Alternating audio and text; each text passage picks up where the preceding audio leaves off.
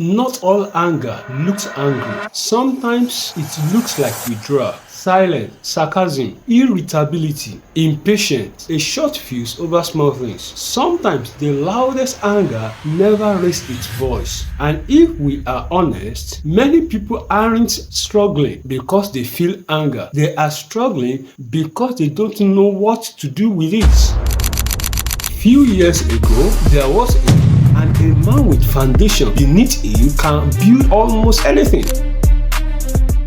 Welcome back to the channel. If you are new here, this series is about rebuilding your life after difficult situation. The season that forces you to confront things you may have ignored for years. And if you have been following this rebuilding journey, thank you for being here again. Today's conversation is about anger, an emotion that many people either suppress or allow to control them. But what if there's another way? Stay with me, because understanding your anger may help you understand yourself. Most people don't wake up one day and becomes angry. Anger usually builds a little disappointment, a little hurt, a little frustration, a little betrayal, a little grief, and eventually everything you've been carrying start looking for a way out. The problem is many of us were never taught how to process anger. We were taught how to hide it, ignore it, deny it, or explode with it. So we swing between two extremes. We either bury it or we become controlled by it.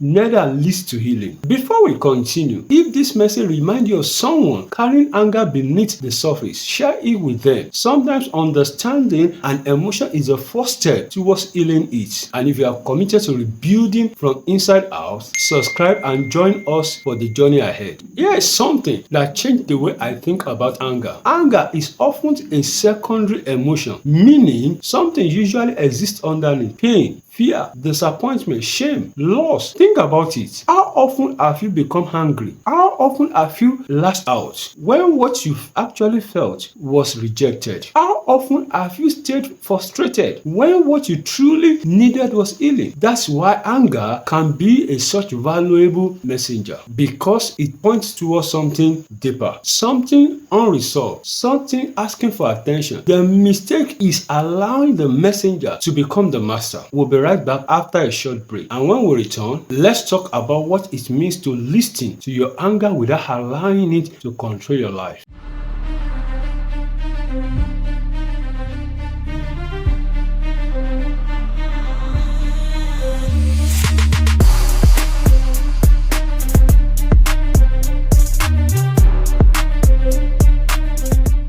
Welcome back. Imagine your anger knocking on the door. Most people do one of these two things. They either lock the door and pretend nobody's there, or they hand anger the key to the house. Neither works. What if instead you open the door and ask, "What are you trying to tell me?" Maybe it is showing you a boundary that was violated. Maybe it's revealing pain that was ignored. Maybe it's exposing a wound that never healed. Maybe it's highlighting something that needed to change. Anger isn't always a problem. Sometimes it is the signal. The problem comes when we stop listening and start obeying. If you are carrying anger right now, not judgmental, curious, ask yourself, what's beneath this? What am I really feeling? What needs healing? What needs attention? Because unresolved anger has a way of leaking into every areas of life: relationship, decision, conversation, self-worth. But when you begin to understand this, something changes. You stop seeing anger as an enemy and start seeing it as an information